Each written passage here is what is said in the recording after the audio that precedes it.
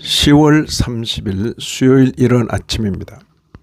오늘 말씀 읽기 본문은 역대상 24장입니다. 본문을 다음 6주제로 묵상할 수 있겠습니다.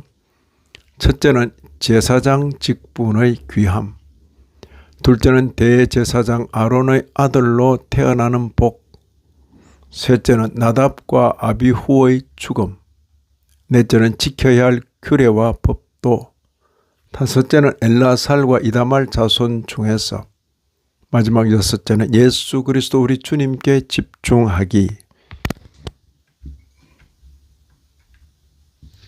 역대상은 29장으로 끝납니다. 오늘과 내일은 이미 읽은 내용 중에서 한 번 더 살피는 시간을 갖고자 합니다. 오늘은 24장을 중심으로 제사장 직분에 대하여 묵상하고자 합니다. 종교사회 속에서 제사장 직분은 대단히 귀합니다. 사람이 제사장이 되는 것은 각 개인의 소원이나 수양 여부나 실력의 문제가 아닙니다. 그 집안, 그 가문을 타고나야 합니다. 이스라엘 중에서 레위 지파 중에서 아론의 후손으로 태어나야 합니다. 대제사장 아론의 아들로 태어나는 것은 복 중의 복입니다. 복 될 수 있는 기회를 영원토록 저주스럽게 만드는 것은 본인의 책임입니다.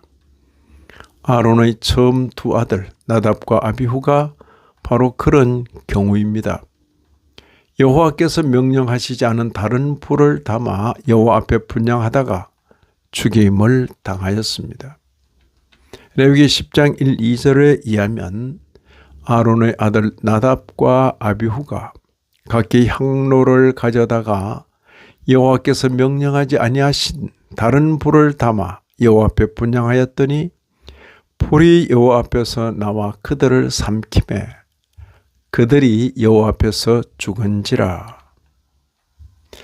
24장 2절에도 보시면 나답과 아비후가 그들의 아버지보다 먼저 죽고 그들에게 아들이 없으므로 라고 되어 있습니다. 형들의 죽음을 두 눈으로 똑똑히 보고 엘라살과 이다말은 더욱 경성하였을 것입니다. 24장 2절에 엘라살과 이다말이 제사장의 직분을 행하였더라.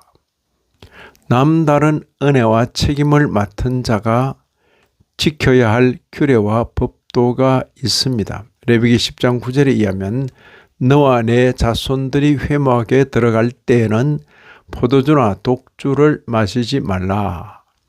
이는 너희 대대로 지킬 영영한 규례라. 이런 배경 가운데서 다윗이 제사장을 세울 때에 굳이 엘라살과 이다말 자손 중에서 세운 것입니다. 24장 3절에 의하면 다윗이 엘라살 자손 사독과 이다말의 자손 아히멜렉과 더불어 그들을 나누어 각각 그 섬기는 직무를 맡겼는데, 역대상에서 굳이 이런 내용을 언급하는 것은 새로 세워진 성전과 성전을 중심으로 하는 제사 제도에 있어서 영적 질서를 강조하기 위함일 것입니다. 이런 말씀을 읽는 신약교회 성도인 우리로서는 우리의 시선이 구약에만 멈추도록 해서는 안 될 것입니다. 구약 제사 제도의 신약적 의미를 바로 알아야 합니다. 오늘날 우리는 더 이상 제사장의 인도하에 하나님께 제사 드리지 않습니다. 구약의 제사 제도는 예수 그리스도에게로 집중되어야 합니다. 그것들은 예표와 그림자요, 실체는 예수 그리스도이십니다.